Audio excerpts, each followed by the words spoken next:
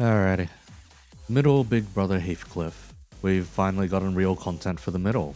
Essentially, they gave us Ricardo, a fella quite a few have been looking forward to, especially since his reintroduction with Nocturnal Sweeping.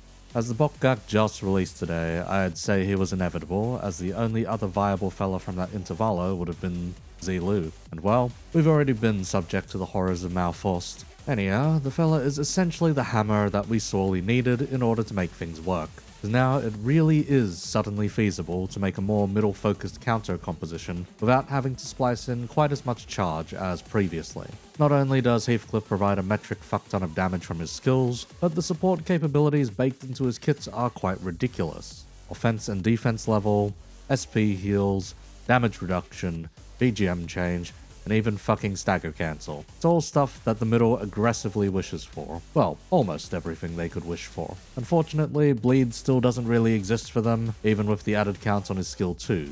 That said, we can offer a few potential solutions for that later on. Shockingly enough, as a modern ID, they've managed to fit all of his capabilities on just a single page. We don't even need to look at 2 separate pages as far as the kit reveal went. That said, it's not as if he's any less potent, just doesn't need too much bullshit to reliably function compared to some of his contemporaries. Since he is the latest ID though, and nonetheless has free passives to consult, we best start there. First off is the Book of Vengeance. This is an exceedingly overloaded passive on its own, featuring 3 separate parts. To start, when Heathcliff or any other middle members get hit, 1 Vendetta mark is applied to that enemy, and Heathcliff gets 1 Book of Vengeance. Beyond that, when an ally dies, he gains 3 Book of Vengeance instead. Vendetta Mark is a middle-specific debuff that increases the damage dealt by middle members by up to 20%. It converts into a sibling Vengeance Mark the following turn for the enemy that has the most of this debuff. If multiple enemies share the same amount of Vendetta Mark though, it'll prioritize the one with the higher HP percentage. As for Heathcliff's Book of Vengeance, his version increases his offense and defense level by up to 6, increasing by 1 for every 5 stacks. This caps out at 30 and makes for an exceedingly strong baseline increase to his capabilities, turning an already stacked lineup of +2, +3, +5, +6 into +8, +9, +11, and +12. Not to mention the skills themselves also having offense level gain bonuses to boot.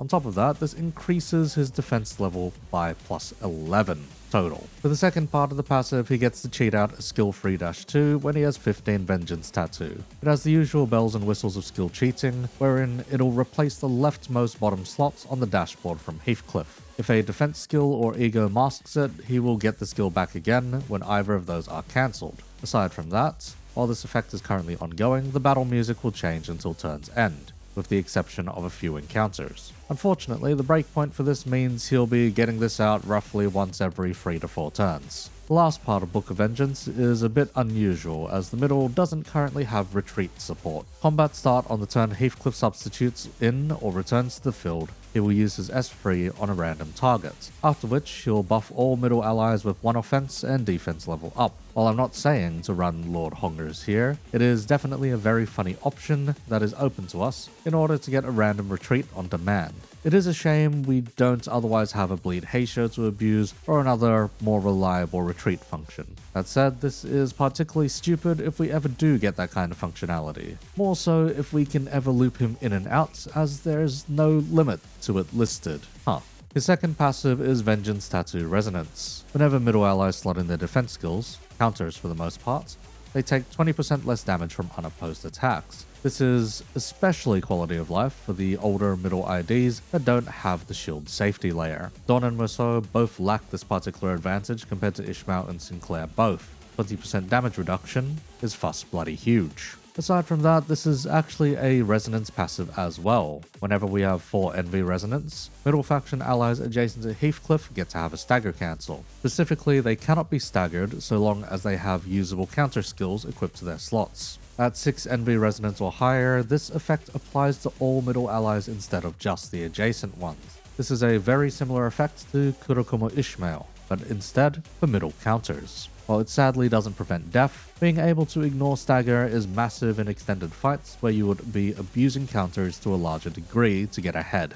Finally, we hit his field passive, this one requiring 4 Envy. On combat start, he gains Vengeance Tattoos based on Envy Resonance. This is a buff that increases his base skill damage based on the stack.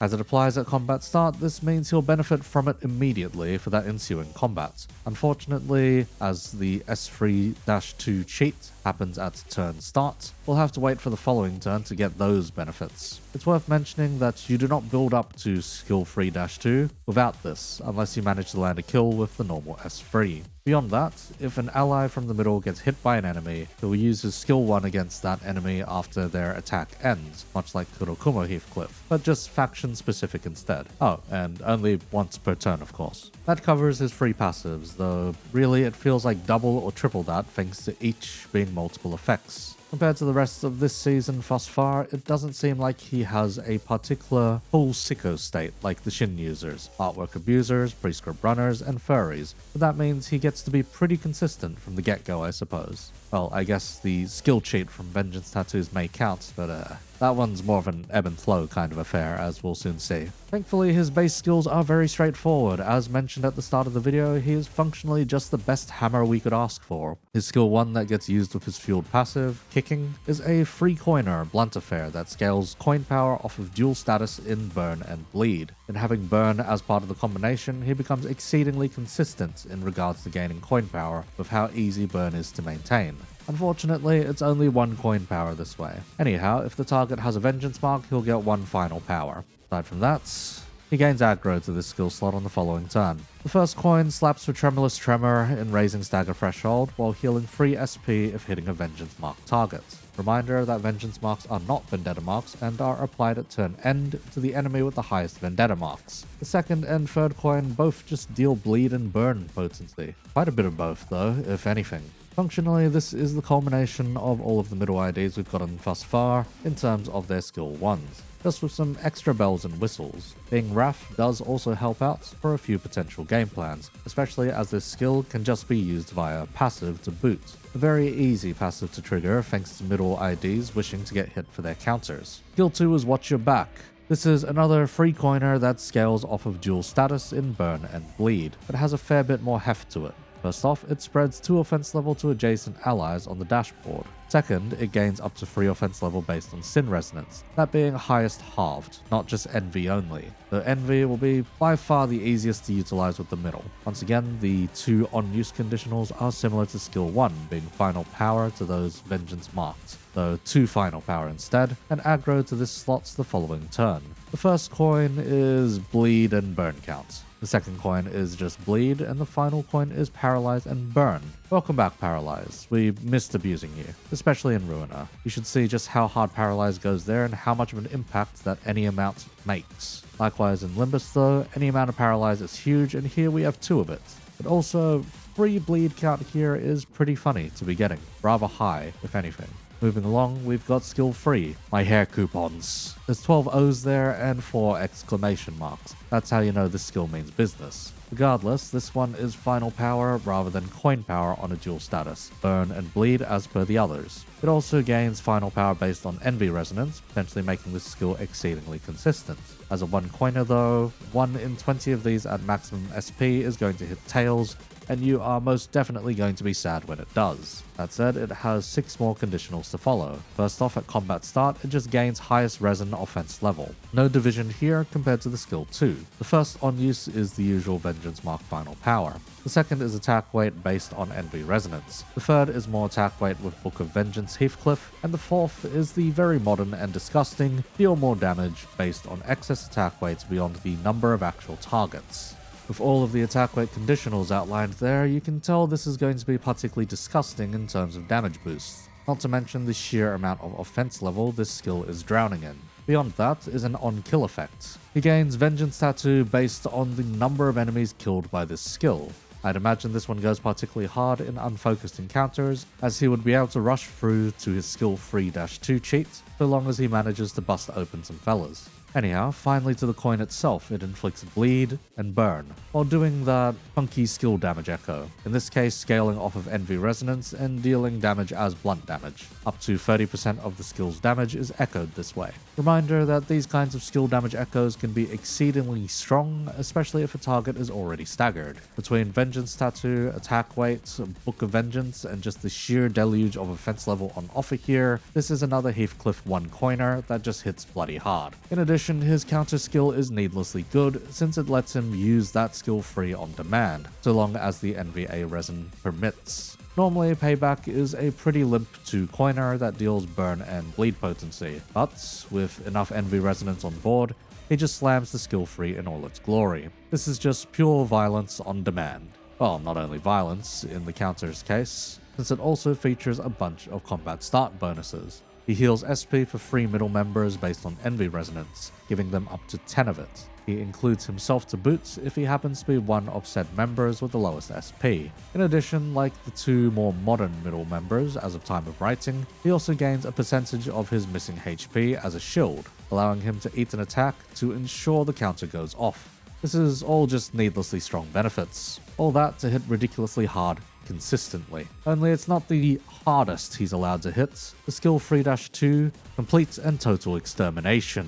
This is Ricardo's iconic skill. First off, it deals more damage for missing HP on self, encouraging you to loop in counters to sink your HP a little. And, as with the regular skill 3, gains final power instead of coin power, also based off of the dual status, burn and bleed.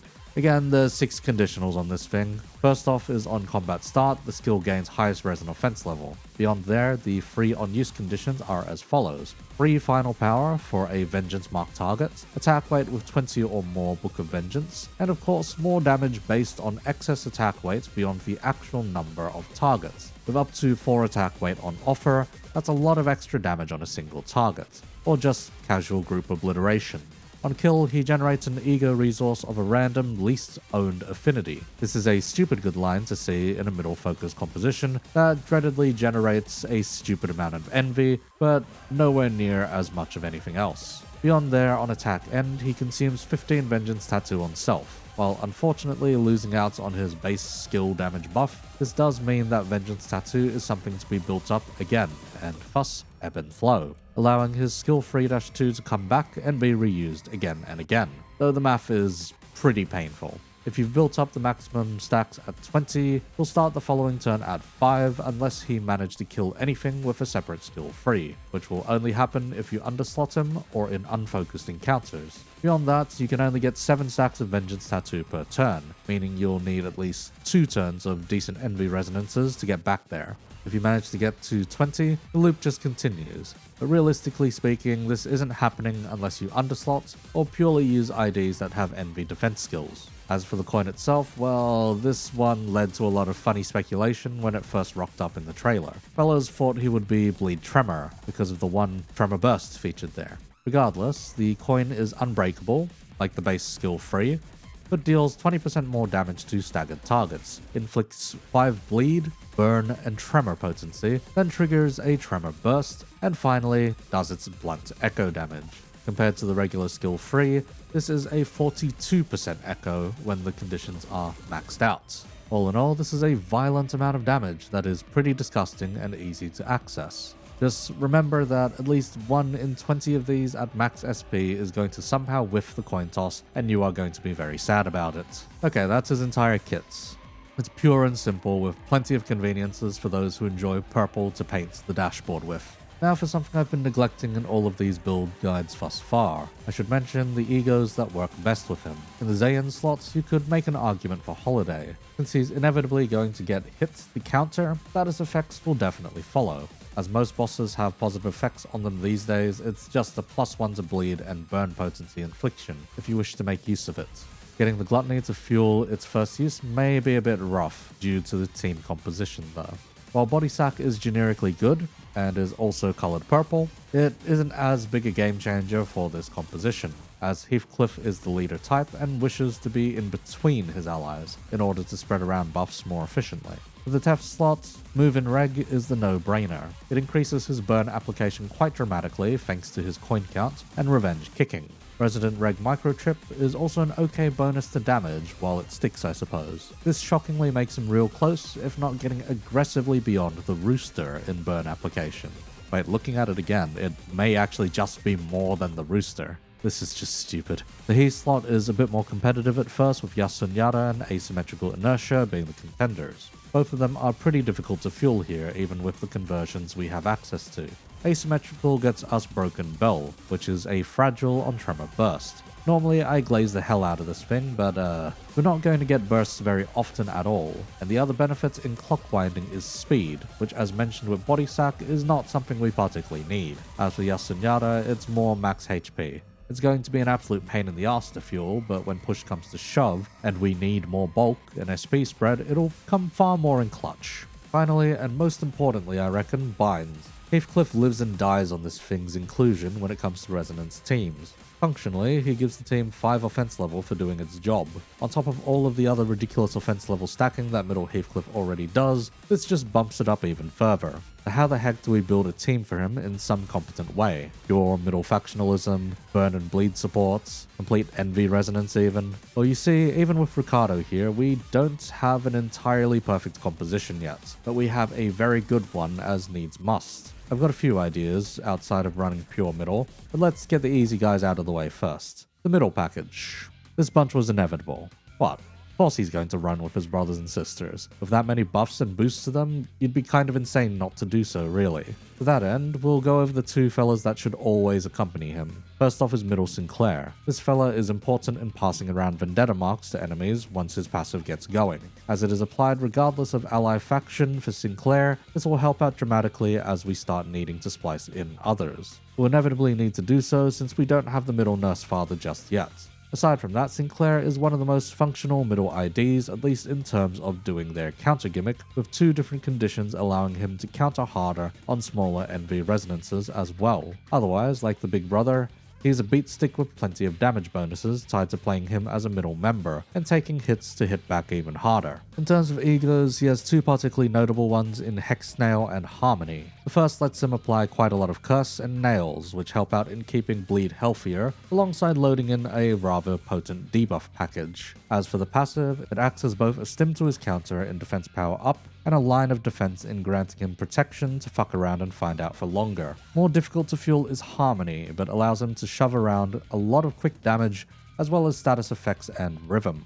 Rhythm is a bit of a double-edged sword here though, as it reduces defense level, which we do need to improve our survivability while getting hit thanks to constant counters. Since Heathcliff does reduce damage taken with counters though, it's not the worst trade-off to be making, meaning Sinclair can actually pull off some egos for once. As for the passive from Harmony, it can be needlessly good in post thanks to all of the SP and HP healing, at least in unfocused encounters. Otherwise, Rhythm just caps off his damage potential a little higher up. Next is Middle Apprentice Ishmael. She hits really damn hard when allowed to get off a full power counter, but otherwise can still play the resonance game even without envy lying around. The skill 1 and 2 are no slouches either, with the skill 2 having a paralyze on it even. The wrath and lust offered in her skills beyond the obvious envy broadens out ego use by quite a bit, allowing us to fuel a couple of more bleed-centric ones as needs must. As she also does burn, her existing allows the burn count to stabilize better too, allowing Ricardocliff to get off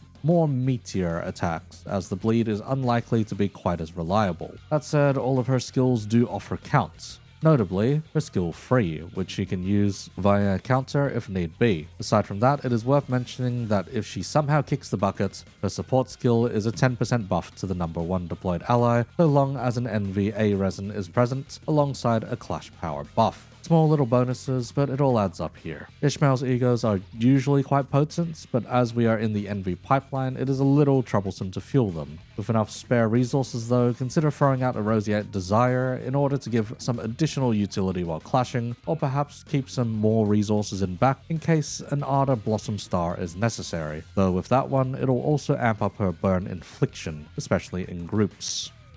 Moving beyond those 2 are the older pair of middle IDs. While there are potentially better picks for these slots, we'll go over the possible alternatives in a bit. For now though, Middle Dawn. One of the older middle members with an Envy Resin to cheat out a skill 3 on counter gimmick.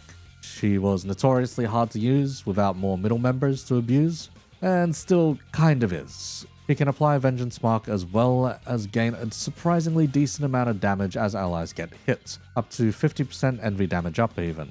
Otherwise, her skills are quite terrible and don't even have any coin power attached to them, limiting her potential contribution in terms of damage and clashing. That said, she is 100% another body for Ricardocliff to abuse getting hit for vendetta marks and Book of Vengeances. While she'll be countering whenever the opportunity presents itself, why not abuse it to soup up the big brother more? Alternatively, if you want a more proactive but less thematic pick, you can always just take the Queen of Hatred. She's another hammer, that's for sure, but works off of charge instead. As we're running with a more bleed-centric bunch this time round, I'd prefer to just make use of the middle Don here anyway. Madonka would provide a lot of raw physical damage, but we've already got another hammer anyway. You do you if you think more hammers are necessary. In terms of egos, well, without the charge game plan built in, we're not going to care about a vast majority of these. You can keep a Yearning Mikala in the back pocket if the fight goes on long enough, otherwise Electric Screaming does offer some benefits to Envy and Post. As for Musou, the obvious pick is the middle little brother, since he provides faction-wide support in SP recovery and Envy power up. He also throws out some Envy fragility and plus coin drop on his skill free, so long as he's hitting a Vengeance Mark target. Beyond there, he also applies Vengeance Marks and heals SP to a middle ally with the least SP at turn end so long as they're alive, which is a pretty damn low bar. In terms of egos, you can throw in Screw Loose Wallop if you wish death upon the guy, or otherwise Electric Screaming provides a miniature binds as well, as Envy damage up for everyone on use. Moving past the middle, we still have 2 slots to fill in. One of these will likely stay, the other is bound to flex around once we get the middle Nurse Father. For the more mainstay one, we're looking at getting a Rodya in there. The main choice here, I reckon, is the Forvis Docent, since she operates off of plenty of rather useful status infliction, making her a very good support for the middle fella's brute force approach. All of the Vengeance Marks going out also makes it far easier for her to get off her negative effect conditionals. The added sinking also goes a long way in settling the difference in SP between middle members and the enemy, especially as they spam out counters and must rely on Musou and Heathcliff to otherwise regain their SP in a more meaningful manner. While her Envy support only exists with her skill 2 in a bucket of 6, she can make up for it surprisingly well with her egos. Most notable here is going to be Hexnail followed by Sanguine Desire. Hexnail offers a ridiculous amount of benefits here. First off is healing for a team that otherwise continuously gets battered to death, and second is on hits and damage taken effects. She can pump up more bleed thanks to the passive. The nails let bleed stay, and finally she curses enemies that hit allies. Since the middle is bound to get hits, this is just free Pinata curse. As for Sanguine, it's really awkward to fuel in this composition due to the pride requirements. As thus far only Don has it, it will 100% be the limiting factor unless Ricardocliff gets kills. Even then, Binds needs 2 pride to pull off, making resources really painful. If need be to stabilize a bleed game plan, even if just for a single turn, you can Superbia this out, or Superbia out Binds instead. As both are comparably expensive wows, they make for solid enough targets regardless. As for the final slot, this is unfortunately a very painful freeway tie. Though it needs to be said, this would be the Nurse Father's slot, if we fucking had them. I am going to look like an idiot if she comes out next week, but I digress. Our current options aren't the prettiest, at least, if we want things to be particularly functional.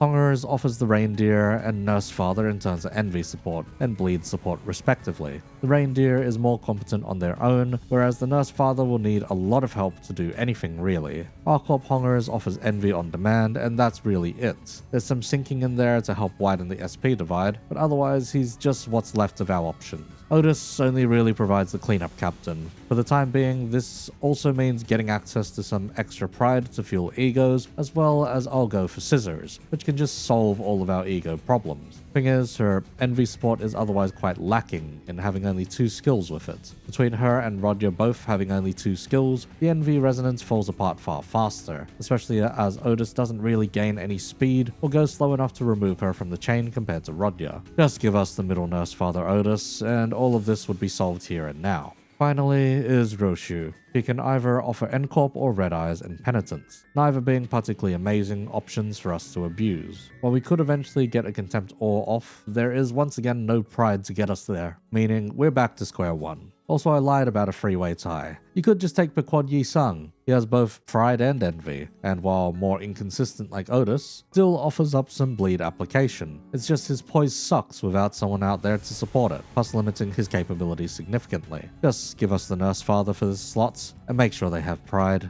Hey, thanks. Anyhow, pick your poison, and we can move on to the bench warmers. Ring Apprentice Force is up first so we can abuse some bullshits. Her support passive lets her throw out some bleed count and bleed potency to allies equipping defense skills. And well, we've got a lot of those this time around. Ring Yisung helps us out a bit here with SP on hit, more to bleeding targets. Since on hits, counters can benefit too. Bird Gregor in the backline works to our favor since we can abuse it for some extra blunt damage the following turn after an off turn. We have just enough Wrath going around to make use of it. The extra aggro does offer some extra targeting manipulation since the middle isn't exactly that fast. For ease of use, I'm going to bench Roshu and Hongers while taking W Corp Otis for now, at least since I'll go for Scissors is quite cheap, and we can fuel Pride and Gloom for egos just a little easier. Regarding Roshu, we're taking Red Eyes and Penitence, offering a tiny blip of HP and SP per Envy on turn. Hongers in the back is Kurokumo Hongers if we're lazy, or otherwise Lu Hongers for some burn count jank. With the team out of the way, we can finally discuss play patterns. For deployment, slap Ricardocliff up front and trickle down the damage dealers. In Claire, Ishmael, Rodya, the rest can just soup and perform perfectly fine. Order isn't quite that important this time around since we've got